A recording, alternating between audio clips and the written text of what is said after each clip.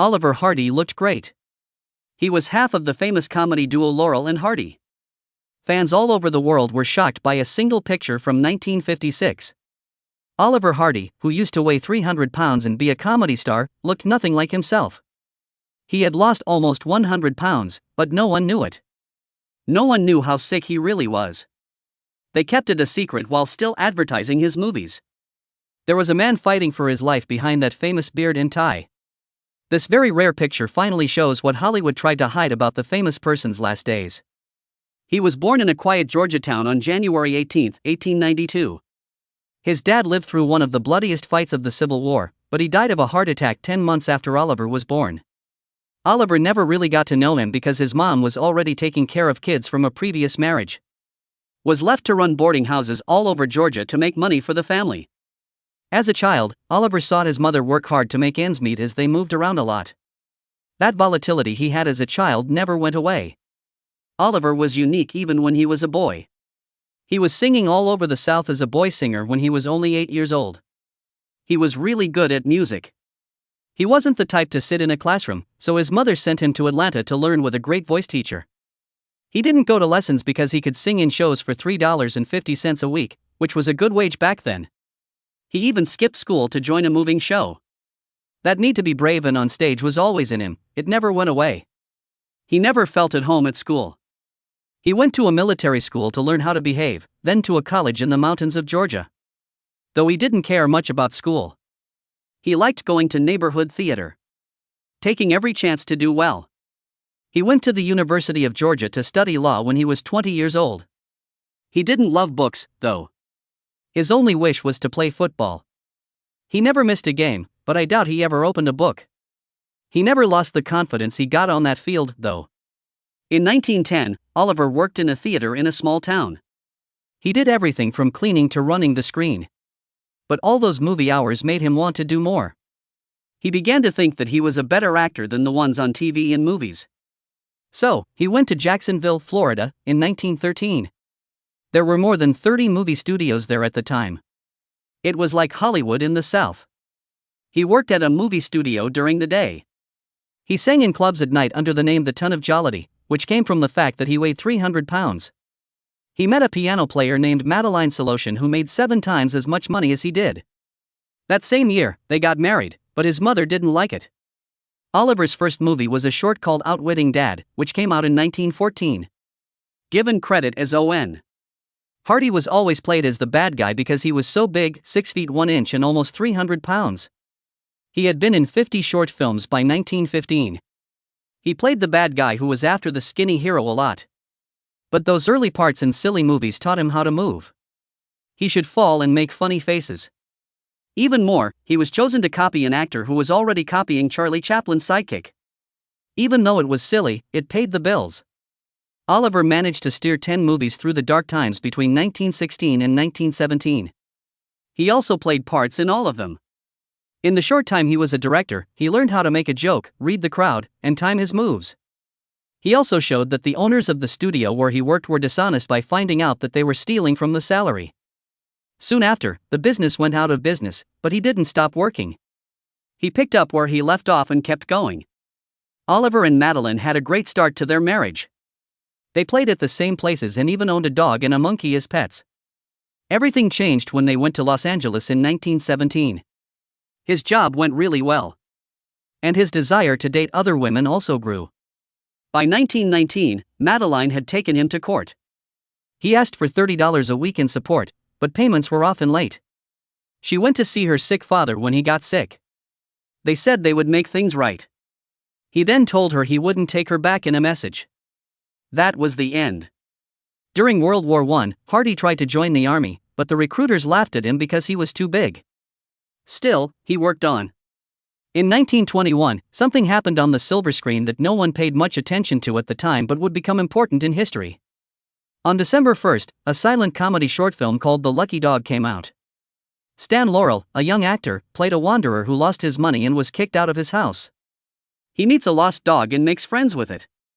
In the same movie, another man named Oliver Hardy plays a thief who is all over the place. He tries to steal from someone. After which she works with a jealous boyfriend to blow up Laurel with dynamite. The plan doesn't work though because the little dog saves him. It sounds like another old comic short, but there's a catch. This was the first time that Laurel and Hardy were seen together on TV. They would become one of the best comedy teams of all time, but no one knew it at the time. However, they were not even friends at that time. They were just two guys in the same movie who played different roles.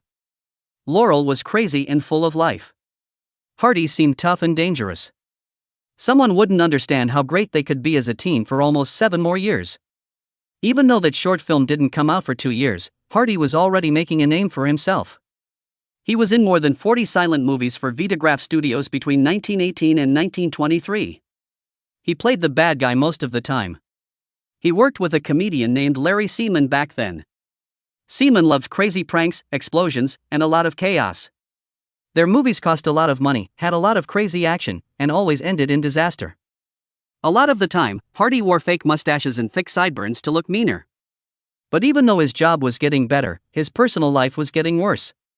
They got married in November 1921, just 1 week after Hardy got divorced from his first wife. They didn't have much in common, even though she was an actor. He worked a lot and went to racetracks and bars in his spare time. She stayed at home. In 1926, she was drinking a lot. Hardy did his best to help by putting her in a sanitarium to get better, but she kept running away to drink. She once disappeared for 6 weeks with $35,000 in cash. Hardy said he looked everywhere for her. They broke up and got back together a lot of times, maybe 8 or 10 times. Even so, they didn't get a divorce until 1937. 16 years of chaos. Hardy's work life, on the other hand, kept going. In a silent version of The Wizard of Oz that he directed in 1925, he played the Tin Man. Today, people know this story as a show. The movie was in black and white, funny, and Seaman's real-life fiancée played Dorothy.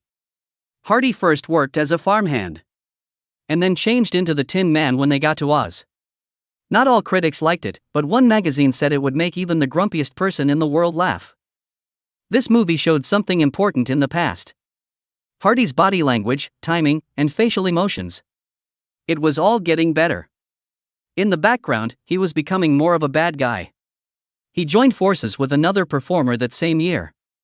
They worked together to make 4 funny shorts. In one, they were wallpaper hangers in a mental hospital, and in another, they were hotel bellhops who made things go wrong. The unique thing about these movies is how much they look like Laurel and Hardy. But without Laurel, Hardy was the smart one and in charge. Ray was the mess-up partner. The parts were well known, but something wasn't right. Some people said Ray wasn't good enough. He wasn't as funny, and they didn't seem to get along. Hardy later said, "I was the smart one, just like with Laurel. I'm also the bad guy when it comes to Laurel." That says it all. The recipe was almost ready. Just the right man had to be with him. Before most people knew his name, Oliver Hardy had already worked on more than 250 movies. He was working in Hal Roach Studios by 1924, where he had small but memorable parts in short plays. He was pretty, but not a star yet. Stan Laurel, another comic book artist, also showed up at the office at the same time. Plus one wasn't hired together, they were just there at the same time. Fate, on the other hand, does strange things. While cooking a piece of lamb in 1926, Hardy burned his arm. In one of the short films, Stan was asked to fill in for him. Something clicked when they showed up on screen together. It just worked, it wasn't planned or forced. More people laughed. It was love at first sight. They were turned into a real team by the studio in 1927. The first movie they made together was called Putting Pants on Philip. It wasn't like the Laurel and Hardy we know now.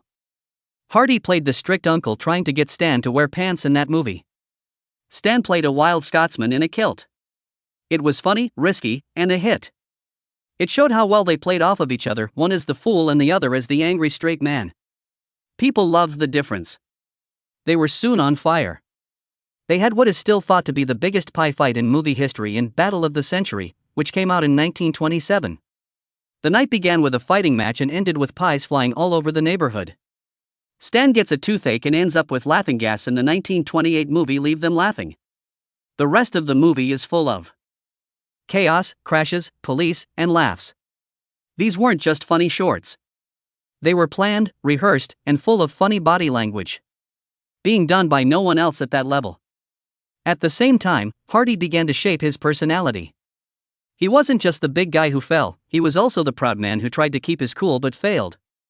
To his famed move, the tie-twiddle, came into play. When he felt bad, he'd mess up his tie. He would look right at the camera as if to say, "Can you believe this?"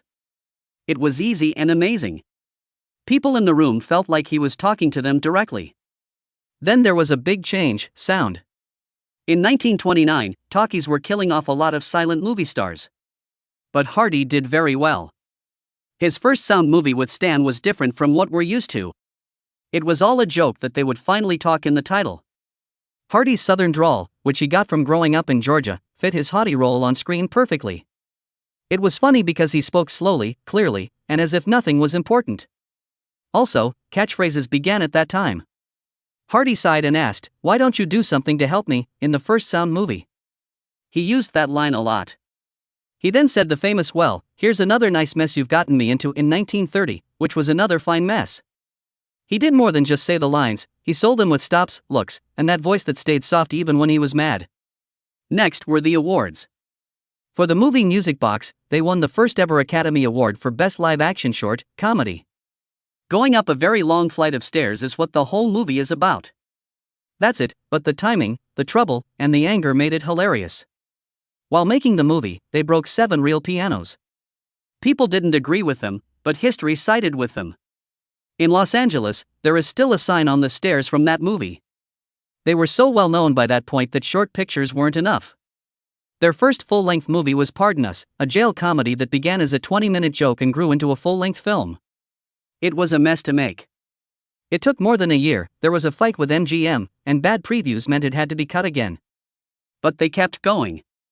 Plus, they shot it in Spanish, French, German, and Italian, just in case. Reciting the lines by sound, but not knowing what they mean. It wasn't being done by anyone else. The roles were clear behind the scenes. Laurel drove it. He planned, wrote, rewrote, and thought about every joke for hours on end. Hardy just showed up, worked hard, and then went home to cook or play golf. It didn't bother him. He once said that Stan thinks of all the funny things that could happen. "I have a lot of time to play golf." He wasn't being lazy. Stan could do what he did best. In return, he gave flawless performances that made the plans come to life. They made 40 short films and 5 feature films between 1929 and 1935. It was a great run. All the while, Hardy was the calm in the storm. He didn't move while everything else around him fell apart. Many people still think that the movie Laurel and Hardy made in 1933 was their best. Sons of the Desert was not set in a desert. And had nothing to do with wars in other countries. It was actually about 2 men who were trying to sneak away from their wives to go to a lodge convention. The film was so funny that the director and team couldn't hold back laughter while they were making it. Scenes had to be filmed over and over again. Mae Bush put a vase on Hardy's head and laughed so hard that it will never be forgotten. That scene became well known. People liked the movie even during the Great Depression. It was good for people to laugh at this movie. It was shown on TV for decades after the movie came out, and it was still on Turner Classic Movies in 2005. There was great timing, funny jokes, and brave acting that made it last. In 1937, 4 years after that, they went way out west. Oliver Hardy sang, which no one thought he would do, and he did it well. People were amazed by his baritone singing in The Trail of the Lonesome Pine. It was an old song. It came out in 1913, but Hardy's was the one that people remembered. Adding Stan Laurel's high-pitched voice made the act funny and touching at the same time. People had heard Hardy play music before, but this was one of the few times they could really see what he could do. Fans looked up to him more after that. Behind all the laughs was a very skilled man, but Hardy was in pain off-screen. He split up with Myrtle Reeves, his wife of 16 years, that same year, 1937. In 1921, they got married, but their marriage was full of pain. Hardy did everything he could to help Myrtle, who had problems with drinking and being sad. For her care, he paid more than $40,000, which is more than $800,000 today. He kept putting her in mental health facilities in the hopes that she would get better, but nothing worked. Fans said that when Hardy got home from a long day on set, he would find chaos already there. But it never showed in his work. People saw some of his best acts even during those dark times. When the divorce was completed in November, Hardy felt both sad and free. In Britain at the same time, something beautiful was going on. From 1935 to 1940, Laurel and Hardy were going around the world as stars. Their movies used to be silent, but now they had music. Outside of the US, that didn't stop fans. It probably made them love the pair even more. Over 5,000 fans were waiting at the dock when they got to Southampton in 1932 for their tour of the UK. It only took hours for their shows to sell out. It was called Laurel and Hardy Mania in British media. Hardy made the press like him by saying, "We're just two guys trying our best to make people laugh." They did it. While Sons of the Desert was only shown in a few cinemas in the US, it made more money in the UK. Their fame helped them fight back in Hollywood, where it was getting harder to get deals with studios. Then they made The Flying Deuces in 1939. It cost $375,000 and was made in just 22 days. The movie didn't really change Hardy's life, though. That's who he met on set. Virginia Lucille Jones was a script girl who was 29 years old. Hardy was 47 years old. Despite being different ages, they hit it off right away. Adding extra takes to scenes was his only way to spend more time with her. They got married in Las Vegas on March 8, 1940, after a few months. He had Stan Laurel as his best man.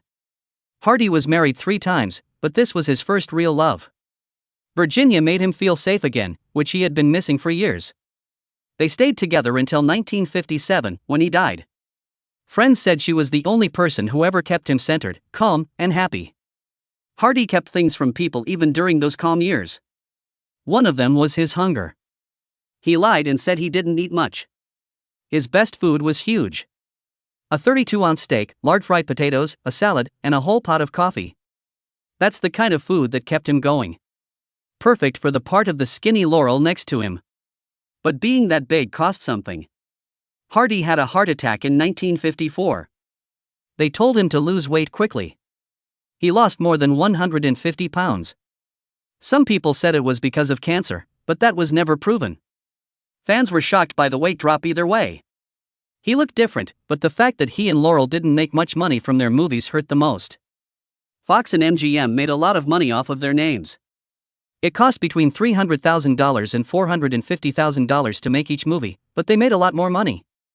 Still, Hardy and Laurel didn't get paid for their work. They were dealt with like workers, not artists. They couldn't even change lines or add their own jokes at first. After a while, the companies gave them more freedom, but it was too late. By the 1950s, they had no more money. That's why they went on another tour in 1953 and 1954. The companies wouldn't have had to pay them so little if they had been fair. They never stopped giving, though. They were in their 50s and didn't fight on the front lines during World War II, but they did everything they could to help the troops. This short movie was made in 1942 for the U.S. Forest Service. It's called The Tree in a Test Tube. It was only 5 minutes long, but it meant something. Keep the wood for the war. Along with other stars, they went on a train tour across the country that same year to raise money for the troops. It was called the Hollywood Victory Caravan. There were 14 cars on the train. It even had places to dance and practice. At the end of the tour, they met First Lady Eleanor Roosevelt in Washington, D.C. Then they played for a very large crowd. They entertained soldiers through the USO for a few years and also made 8 full movies during that time. They were able to do both somehow. Oliver Hardy's last years were marked by dimming lights, broken dreams, and fights he couldn't win. They left Hal Roach Studios in 1941, the place that made them famous. They thought getting deals with Fox and MGM would help them get to the next level, but they were wrong. They could not make things up on the spot like they used to. They were free to be themselves and play at Roach. At the new companies, they had to follow strict scripts and deal with bad writing. They lost the magic spark that made them special. By 1945, they gave up and stopped making movies in a quiet way. Not for long, though. They took a break in 1946. They went on tour in Europe in 1947. Then, in 1948, Stan Laurel got sick. Instead of doing nothing, he told Hardy to do work on his own. That's when Hardy and John Wayne worked together on The Fight in Kentucky. He played Willie Payne, Wayne's clumsy guardian. They got along so well that Wayne even offered Hardy a steady spot as his comedy partner. Hardy wasn't sure. If Laurel agreed, he did it because he didn't want his fans to think that he and Laurel were over for good. The next one was Bing Crosby. He got Hardy a small part in Riding High in 1950. Even though it wasn't a big part, it showed that Hardy could shine without Laurel. They were given one last big job that same year. The movie was called Atoll K and was made in France and Italy. The $1.5 million was good money, but everything else was a mess. It was planned to take 12 weeks to shoot. It had been a year. There were problems with language everywhere. They couldn't speak French, and the director had very little English. Laurel didn't like the story, so she had other writers fix it. John Barry had to be brought in as a secret director because things got so bad. Hardy got sick at the same time. He got the flu and his heart started to hurt. Things were going badly for him, but the cameras kept rolling. His body also started to change. While the movie was being made, Hardy's weight went from 250 to 330 pounds. His heart problems got worse because of it. He often said he wasn't a big eater, even though he was known for liking food. Still, his friends said he ate 32-ounce steaks cooked in lard with potatoes and coffee on the side. Docs told him to lose weight after the movie. He went too fast. In just a few weeks, he went from weighing over 300 pounds to 150 pounds. He was very weak after that crash diet. He had a heart attack in May 1954. The timer had begun to run. He got back together with Laurel for one last trip later that same year. They started their Birds of a Feather tour in Britain in October 1953. At first, only half of the seats were taken, but as the event went on, more and more people showed up. The theme song for Boats was played on blue whistles and church bells in Ireland. Laurel said that day he and Hardy cried. It was lovely and sad at the same time. Laurel saw that Hardy's health was getting worse. What was their last show together? It was in Plymouth on May 17, 1954. One newspaper said, "Still had that delightful craziness, but Hardy was clearly having a hard time." But they kept having dreams. In December 1954, they were on This Is Your Life, which was the only time they were seen on American TV. The beginning of something new was meant to be it. A return to TV was planned. Laurel and Hardy's Fabulous Fables was an idea that NBC had for a TV show. Plans were made and contracts were signed. There was even a color picture spread in TV Guide. Rudolph had a stroke in early 1955, though. Hardy had a major heart attack while he was getting better. Then he had a stroke in September 1956. He never got better. They did one last show together on a BBC show called This Is Music Hall in 1955. Hardy tried to smile even though he looked tired. He was last seen on film in 1956 in a home movie that was made at the house of Stan Laurel's daughter. He didn't say anything. He wasn't able to. He was disabled and had to stay in bed after the stroke. Lucy, his wife, took care of him. Hardy would call Stan when she was mad. Just seeing Laurel made him calm again. Their friendship stayed strong through everything. Everyone knew Oliver Hardy as someone else. In 1956, a picture came out that didn't show the happy, round man who loved to fall off stairs and get back up right away. He looked too thin this time. He had lost almost 100 pounds. His body was weak and his face was hollow. And the sparkle that used to make a lot of people laugh was going away. Few people knew who he was. His health had been getting worse for years. First, there was phlebitis in the leg. Then there were thrombophlebitis, blood clots, swelling, and then strokes one after the other.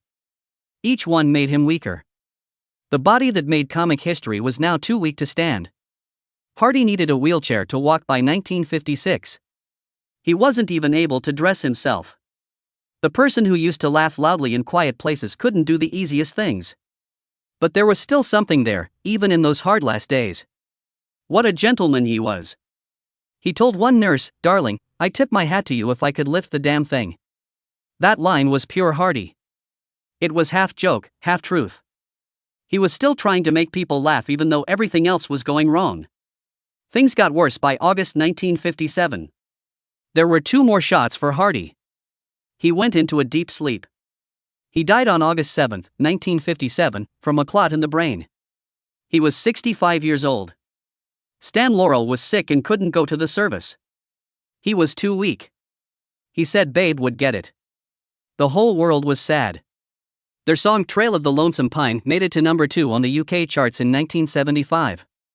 18 years after Hardy died. In North Hollywood, his ashes were spread in the Masonic Garden at Valhalla Memorial Park. Hardy's story didn't end there, though. The Beatles put his picture on the cover of Sgt. Pepper's Lonely Hearts Club Band in 1967, along with pictures of Einstein and Marilyn Monroe. In 1960, he got a star on the Hollywood Walk of Fame. In his home state of Georgia and in Stan's in England, museums were built. The last tour was shown in the 2018 movie Stan and Ollie. His grave still shows that he was a Mason. Fans still come to say thank you.